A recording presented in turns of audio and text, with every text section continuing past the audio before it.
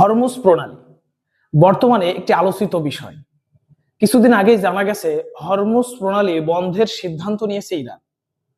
এই হরমুজ প্রণালী নিয়ে এই সমস্যা নতুন কিছু নয়। এর আগেও অনেক বাঘা বাঘা দেশ এই হরমুজ প্রণালী নিজের কন্ট্রোলে নিয়ে আসার চেষ্টা করেছে, কিন্তু তাতে ব্যর্থ হয়েছে।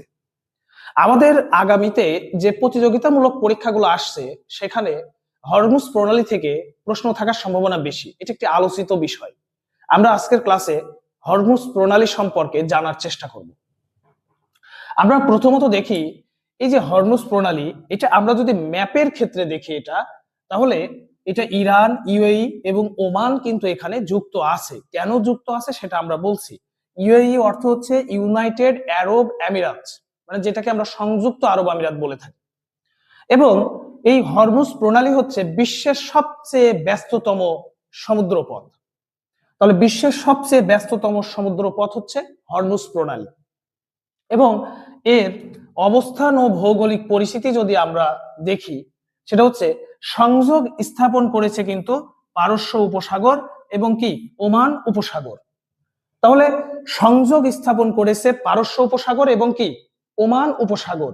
এই যে ম্যাপের দিকে তাকালে এই যে মাঝখান দিয়ে যদি বলা যায় উত্তরে আছে কিন্তু ইরান, উত্তরে আছে ইরান এবং দক্ষিণে আছে এই ইউএই মানে ইউনাইটেড আরব আমিরাত, যেটা হচ্ছে সংযুক্ত আরব আমিরাত আমরা বলি, এবং ওমান।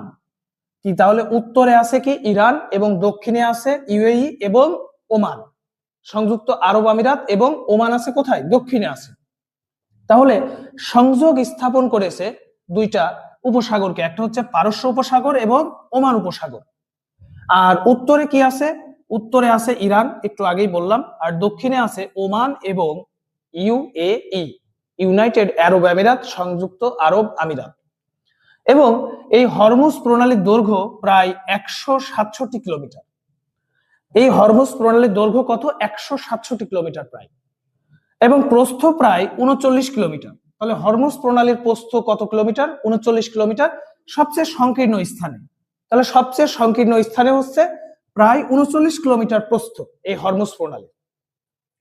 এবং প্রধান নৌপথ, এই প্রধান নৌপথ হচ্ছে দুই দিকে প্রায় 3 কিলোমিটার প্রশস্ত শিপিং লেন। এই যে 3 কিলোমিটার যে জায়গাটা প্রশস্ত, 3 কিলোমিটার, এই 3 কিলোমিটার প্রশস্ত জায়গাটা কন্ট্রোল করে, এই 3 কিলোমিটার জায়গার প্রশস্ত যে জায়গাটা আছে এই জায়গাটা কন্ট্রোল করে ইরান। ইরান যদি কখনো চায় যে এই 3 কিলোমিটার আমি বন্ধ করে দিব, তাহলে পুরো পৃথিবী তেলের সংকটে পড়বে। কারণ ওপেক ভুক্ত যে আরব দেশগুলো আছে, এই আরব দেশগুলো আর তেল রপ্তানি করতে পারবে না। এই আরব দেশগুলো যদি তেল রপ্তানি না করতে পারে তাহলে তেলের সংকটে পড়বে পুরো বিশ্ব, এবং তেলের দাম বাজারে অনেক ঊর্ধ্বগতির হবে। এখন আমরা দেখি যে সৌদি আরব, ইরাক, কুয়েত, বাহরাইন, কাতার এবং ইউএই, সংযুক্ত আরব আমিরাত, বাণিজ্যিক ও সাধারণ নৌযানগুলা এই প্রণালী হয়ে আরব সাগরে প্রবেশ করাতে হয় বা করতে হয়। তাহলে এই যে সৌদি আরব, ইরাক, কুয়েত, বাহরাইন, কাতার এবং সংযুক্ত আরব আমিরাত, এই দেশগুলা যদি বাণিজ্য অথবা সাধারণ নৌযানগুলোকেও যদি কি আরব সাগরে প্রবেশ করাতে চায়, তাহলে কিন্তু এই হরমুজ প্রণালী দিয়েই প্রবেশ করাতে হবে। এই প্রণালী হয়ে বিশ্বের বিভিন্ন দেশে প্রায় 21 মিলিয়ন ব্যারেল তেল সরবরাহ কি করে। তাহলে এই হরমুজ প্রণালী দিয়ে কত মিলিয়ন? এই যে 21 মিলিয়ন ব্যারেল, 21 মিলিয়ন ব্যারেল তেল কিন্তু সরবরাহ করে আরব দেশগুলো, যার 76 ভাগেরই গন্তব্য চীন, জাপান, ভারত, চীন, জাপান, ভারত এবং এশিয়ার অন্যান্য দেশ।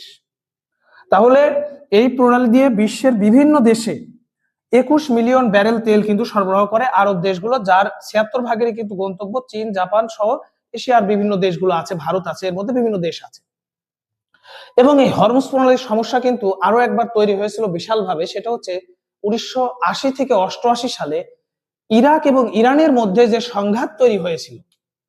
1980 থেকে 88 সালের মধ্যে ইরাক এবং ইরানের মধ্যে যে সংঘাত তৈরি হয়েছিল, এই সংঘাতে উভয় দেশই উপকূলীয় জায়গায় 4টি জাহাজে হামলা চালায়, এবং এর মাধ্যমে দুই দেশে কিন্তু ক্ষতিগ্রস্ত হয়। কিন্তু এই হরমুজ প্রণালী কিন্তু পুরোপুরি কখনো বন্ধ হয়নি। এবং এই যে 1980 থেকে 88 সালে ইরাক ইরান যে সংঘাত হয়েছিল, এই সংঘাতে যে যুদ্ধ হয়েছিল এটাকে মূলত ট্যাঙ্কার যুদ্ধ হিসাবে আলোচিত আছে বা নামে পরিচিত আছে ট্যাঙ্কার যুদ্ধ হিসাবে। তো তারপরে হরমুজ প্রণালী কিন্তু কখনো পুরোপুরিভাবে বন্ধ হয়নি, এবার বন্ধ হতে যাচ্ছে, দেখা যাক কি হয়।